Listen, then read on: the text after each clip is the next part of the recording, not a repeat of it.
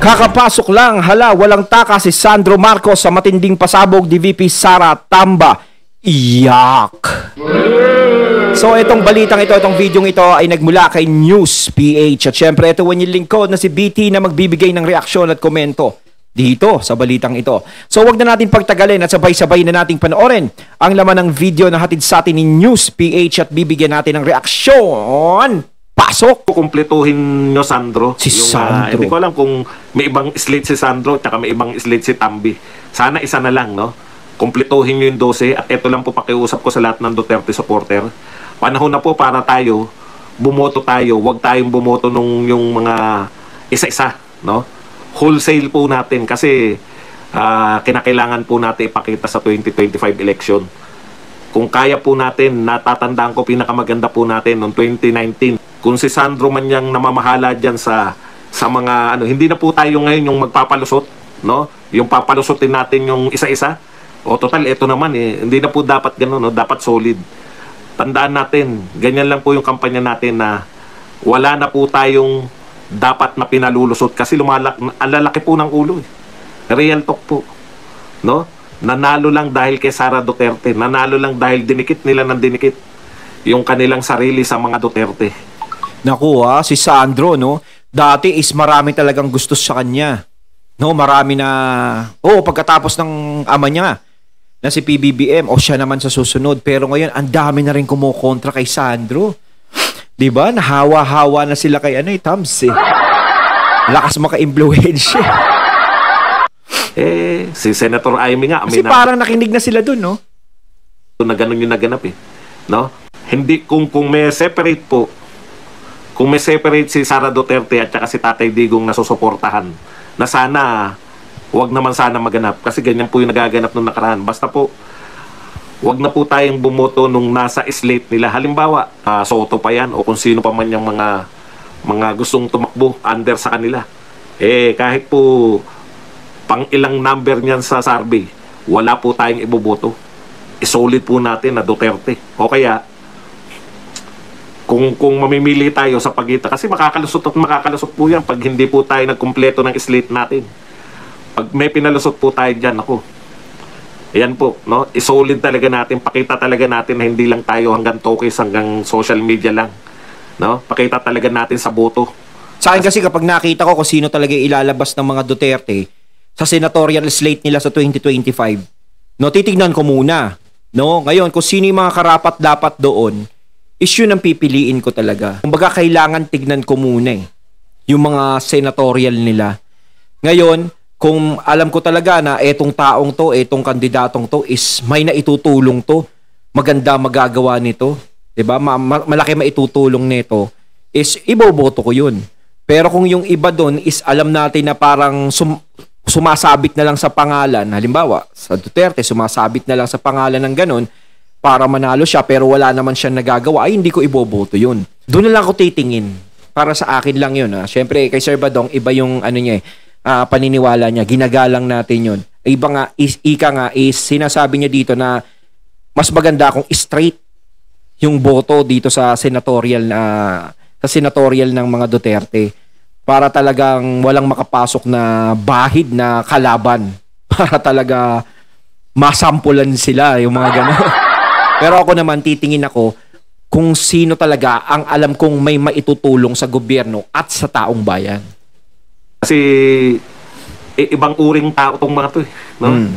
Pinanalo mo, nakisama ka, tapos wala pang 2 taon, di ba? Sa June pa sila magdadalawa. Pero kung lahat na matitino tatakbo sa slate ng mga Duterte, sa kaha nila, straight ko talaga yun. Ganun yun di ba? Tablado na agad. Grabe po pag nakatikim ng kapangyarihan, napakatagal po nila na nawala sa limelight, nakatikim lang po ng kapirasitong kapangyarihan, nakalimutan na yung mga nagpanalo sa kanila. Kaya kinakailangan po natin yan sa 2025. Maganda po to na isang Marcos na po ang mag-o-organize ng kanilang slate. Wala po tayong iboboto dyan sa mga yan. Straight po natin. Ganun na po ang labanan. Hindi na po pwede na popularity. Kahit popular si Pacquiao, pag hindi pumasok sa atin, kahit popular si Lacson o si Tito Soto, o kung sino man yung mga popular na ayaw sa atin, wag po na yung iboto. Pag hindi po sila guest candidate kay Pangulong Duterte o kay Sara Duterte, hindi po natin iboboto yan kahit gaano sila kapopular. Wala rin naman po silbi. Di ba? Ako talaga, ulitin ko, hindi ako titingin sa pagpopularidad nila. Titingin ako kung ano yung markang iniwan nila. 'Di ba? Yung naitulong nila sa tao, may nagawa ba sila? Yun talaga, sa akin, yun ang magiging basihan ko sa pagboto ko. Hindi rin naman sila siyempre, pasok. At lagi silang pasok, yung tatlo na yan. Kahit po hindi pa sikat yung i-endorso ni Tatay Digong at ni Sara Duterte, dun po tayo. Huwag po yung popular. Kung kahit gaano ka popular si Tito Soto, si Lacson, si Pacquiao, yung tatlo na yan, sigurado lahat ng survey, pasok eh. Minsan kasi nakakasawa na yung mga popular eh. Yung mga kilala, yung paulit-ulit na lang sila sa Senado, laging nananalo, pero wala naman talagang ginagawa gaano. Kaya mas maganda pa yung magtitiwala tayo naman is doon sa mga bago naman. Pero wag naman tayo basta-basta pumick up ng bago na, uy, kilala to, artista to, boto natin. Dapat sino ba yung taong to? Ano ba na itutulong nito? Kahit artista siya, tumutulong ba siya? Kung baga tayo din magsasaliksik din tayo tungkol sa kanya, kung baguhan lang siya, endorso siya ng mga Duterte, kailangan magsaliksik tayo tungkol sa taong yun. Halimbawa kay Willie. Si Willie, alam natin, ganun, tumutulong ng ganyan. Siyempre, may mga taong maninira din kay Willie na. Dahil kung kakampi si Willie sa mga Duterte, siguradong sisiraan si Willie dyan. May ilalabas silang baho ni Willie. Ngayon, mag-rely na lang tayo kung ano talaga yung ginagawa ni Willie. Tapos may mga iba pa dyan na tatakbo. No? Kailangan alamin natin talaga, background check kumbaga. I-check ko yan. Na diba? Kung tutuusin yung mga naupo na yung paulit-ulit na nananalo, alam mo na yung karakas nila eh. Wala pa rin nababago eh. Ngayon, hindi naman masama na bumoto ka naman sa bago naman. Baka mamaya is magtiwala tayo, baka mamaya is may magawa sila na higit pa sa nagagawa ng paulit-ulit na nananalo. Kung sila po ay hindi papailalim sa mga Duterte, wag nating iboto. Ganun lang kasimple para masulid natin. Kung ngayon pa lang, botohan pa lang, ayaw ng pailalim, paano yan? Di ba? Imagine niyo po yung sakit ng ulong mga senador yan. Pag nanalo yan na hindi nag-guest candidate kay Pangulong Duterte at doon po mailalim kay Sandro o kaya kay Tambi, iyari tayo balang araw dyan. Ang hirap eh. Kaya nagkakagulong gobyerno natin kasi nagkakaroon ng kontrahan. Kaya may puntos din naman yung sinasabi ni Sir Badong na mas maganda siguro kung alam natin ang Duterte is malakas, is straight mo na lang. Para kung sakaling maging presidente naman si BP Sara is walang problema. No, magtutulungan. Kasi kapag meron talaga na taliwas, no, doon nagkakagulo eh. Diba kaya nagkakaproblema sa gobyerno, hindi magkasundo-sundo.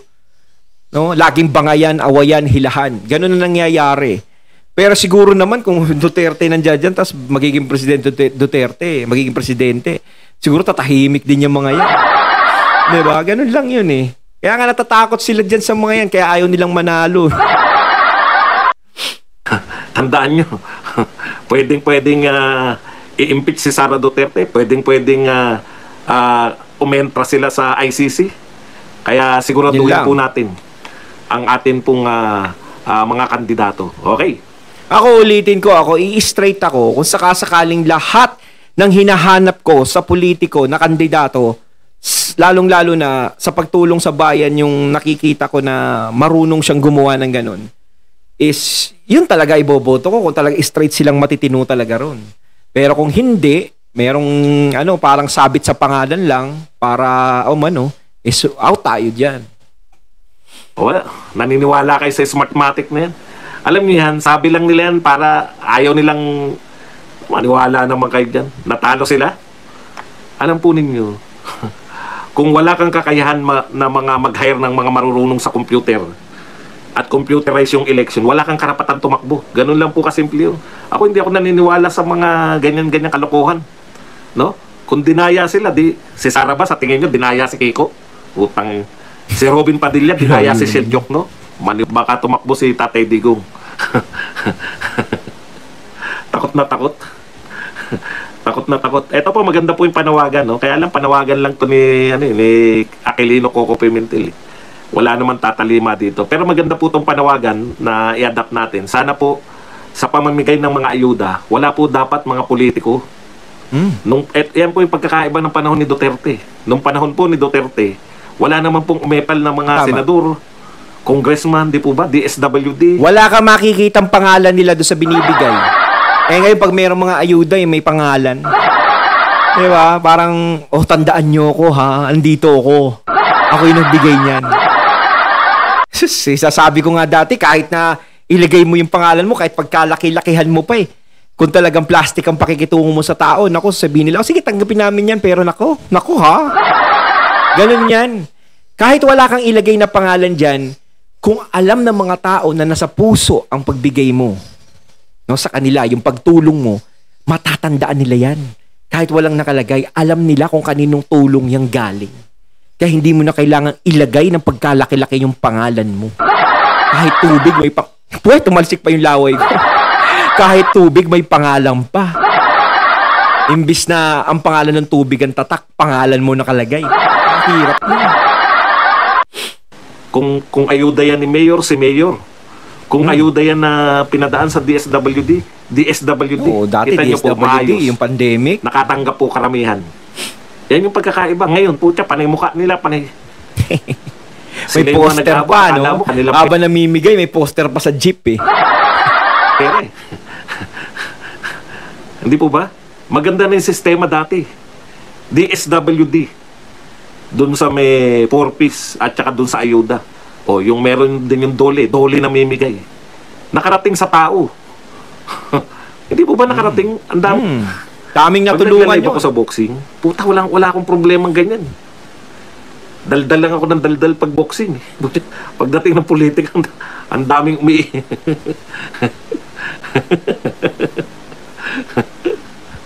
Hindi ko rin po maintindihan. Pag sa ano lang po sa boxing, tuloy-tuloy pang away ko sa boxing. Dito lang sa politika po lagi naglo-loading.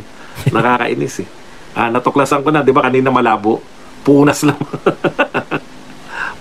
Punas lang pala ng cellphone yung solusyon doon.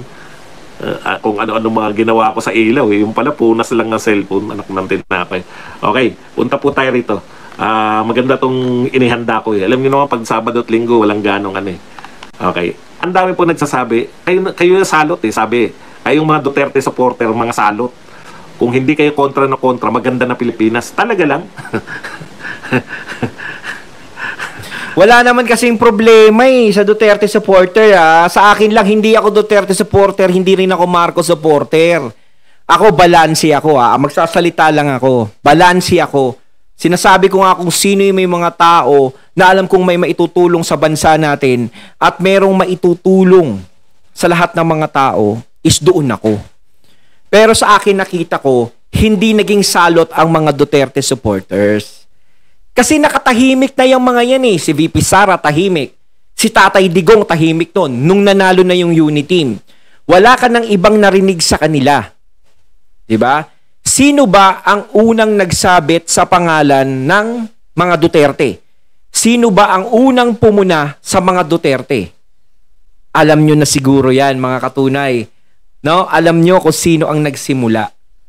So, kaya lumabas ang mga ganyang iringgihan ng Duterte supporter at Marcos supporter dahil doon nagsimula sa taong yun. Alam nyo na kung sino yun.